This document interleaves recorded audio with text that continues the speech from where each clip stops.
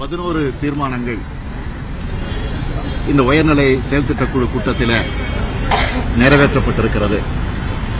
அந்த தீர்மானத்தினுடைய பிரதிகளை எல்லாம் ஊடகத்துறை, பத்திரிகை துறையை சார்ந்த உங்களுக்கு ஏற்கனவே வழங்கப்பட்டிருக்கிறது. ஆனால் இதை பற்றியெல்லாம் கிஞ்சிற்றும் கவலைப்படாமல் யார் முதலமைச்சராக அமருவது, ஆக ஒரு பதவிக்கு வெறிபிடித்த நிலையில் ஒரு போட்டி நடந்து கொண்டிருக்கிறது.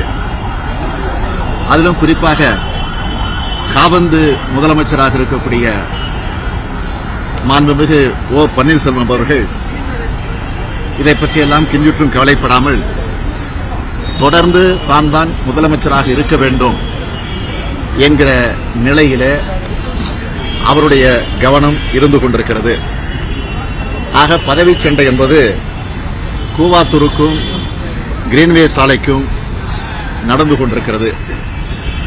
ஆகவே இந்த நிலையில் எங்களுடைய 11 தீர்மானத்தில் கடைசி தீர்மானமாக தமிழகத்தினுடைய ஆளுநர் அவர்கள் இனியும் நேரத்தை வீணடிக்காமல் உடனடியாக தனக்கு இருக்கக்கூடிய அதிகாரத்தை பயன்படுத்தி அரசியல் சாசன சட்டப்படி உடனடியாக தமிழகத்திலே ஒரு நிலையான ஆட்சி அமைவதற்கு அவர் உரிய நடவடிக்கையை எடுக்க வேண்டும் என்று கடைசி தீர்மானமாக நிறைவேற்றியிருக்கிறோம். அதைத்தான் நான் இங்கே உங்கள் மத்தியில வலியுறுத்துகிறேன், வற்புறுத்துகிறேன். நிலையான ஆட்சி வேண்டும் என்று உங்களுடைய கோரிக்கையாக எழுப்பியிருக்கீங்க. அப்போ ஆளுநர் எந்த மாதிரியான நடவடிக்கை எடுக்க வேண்டுங்கிறீங்க? உடனடியாக சட்டசபை கூட்ட நடவடிக்கை எடுக்க வேண்டும். ஏற்கனவே நாங்கள் ஆளுநரை நேரடியாக சந்திச்சு எங்களுடைய கோரிக்கை மனுவை கொடுத்திருக்கிறோம். அதுல இந்த பிரச்சனைகள் எல்லாம் சுட்டி காட்டியிருக்கிறோம்.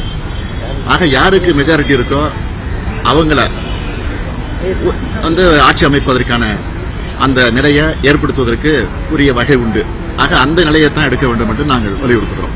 உடனடியாக சட்டசபையை கூட்டி மெஜாரிட்டியை நிரூபிக்க வேண்டும் என்று தான் உங்களுக்கு கோரிக்கை. நிச்சயமா உறுதி. அதான் இப்ப இல்ல, தொடர்ந்து அது ஆரம்பத்திலிருந்து இந்த பிரச்சனை எப்போ வந்துச்சோ அப்பல இருந்து இதுதான் சொல்லிட்டு இருக்கோம். சார், தமிழகத்தில் ஒரு அசாதாரண சூழ்நிலை அரசியல் நிலவிட்டு போது நாளைக்கு சசிகலாவோட சொத்து குவிப்பு வழக்கு உச்சநீதிமன்றத்தில் வர இருக்குது. இந்த தீர்ப்போட முடிவு என்ன மாதிரி இருக்கும்? தீர்ப்பு வந்ததுக்கு பிறகுதான் அதை பத்தி எங்களால கருத்து சொல்ல முடியும். அதுக்கு முன்னாடியே அந்த கருத்து சசிகலாவினுடைய குற்றச்சாட்டுக்கு நீங்க பதில் சொல்ல விரும்புறீங்களா? தொடர்ந்து உங்கள் மேல குற்றச்சாட்டு வைக்கிறாங்க. அதாவது நான் பல முறை சொல்லியிருக்கிறேன். அதாவது சசிகலாவுடைய கூற்றுக்கெல்லாம் பதில் சொல்லி என்னுடைய நேரத்தையும் என்னுடைய தரத்தையும் நான் குறைத்துக் கொள்வதற்கு தயாராக இல்லை என்பதை பல முறை சொல்லியிருக்கிறேன். ஆக இப்பவும் சொல்றேன், அதிமுக என்பது எங்களுடைய எதிரி. சட்டமன்றத்தை பொறுத்த வரைக்கும் நாங்கள் எதிர்க்கட்சியாக இருக்கலாம். ஆனால் அரசியலை பொறுத்தவரையில் அதிமுக என்பது எங்களுடைய எதிரிதான். அதிமுக இப்போது 2ஆக பிரிந்திருக்கலாம், 2 அணிகளாக இருக்கலாம். சசிகலா என்ற ஒரு அணி, ஓபிஎஸ் தலைமையில் ஒரு அணி இருக்கலாம். ஆனால் 2 அணியும் ஒட்டுமொத்தம் பார்க்கிற அதிமுக என்பதுதான். 5 வருஷமா ஏற்கனவே ஜெயலலிதா தலைமையில் ஆட்சி இருந்தப்போ எப்படி இந்த நாடு குட்டிச்சோரா போச்சோ, கொள்ளையடிச்சாங்களோ, அதுதான் இப்பவும் நடந்துகிட்டு இருக்கு. ஆக மீண்டும் அந்த கொள்ளையை தொடர்ந்து அடிப்பதற்குத்தான் இப்போது பதவி வெறிபிடித்த எண்ணத்தோடு அந்த போட்டி நடந்துகிட்டு இருக்கு.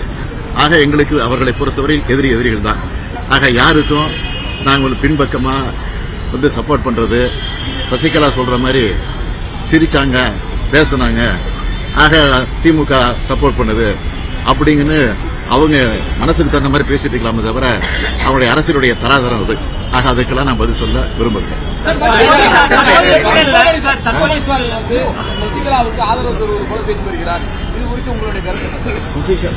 சுப்பிரமணிய சாமி சொல்வதை அவர் கட்சியே அவர் ஏத்துக்கிறது இல்லை. அதனால நானும் அதுக்கெல்லாம் காங்கிரஸ் கட்சியை சார்ந்த 8 சட்டமன்ற உறுப்பினர்கள் பேட்டி எடுக்க முடியல. அவர் எங்க இருக்காங்கன்னு தெரியல. பேட்டி கொடுத்த காங்கிரஸ் கட்சியை சார்ந்த 8 உறுப்பினர்கள் ஒருவேளை அவர்களும் இதை குதிரை பேரத்தில் ஈடுபடுவார்கள் என்ற ஒரு சந்தேகம். எப்படி நீங்க கன்ஃபார்மா சொல்றீங்க? இல்ல நீங்க எப்படி கன்ஃபார்மா சொல்றீங்களா? இல்ல அந்த கூவாத்தூர்ல அடைச்சு வச்சிருக்கிற மாதிரி எங்க அடைச்சு வச்சிருக்காங்க, நீங்க கண்டுபிடிச்சு சொல்றீங்களா? சொல்லுங்க, அப்ப போய் சொல்றேன். கூவாத்தூர்ல அடைச்சு வச்சிருக்காங்க. கூவாத்தூர்ல ஒரு குரூப் அடைச்சு வச்சிருக்காங்க. அதை பத்தி கேட்டீங்கன்னா அர்த்தம் உண்டு.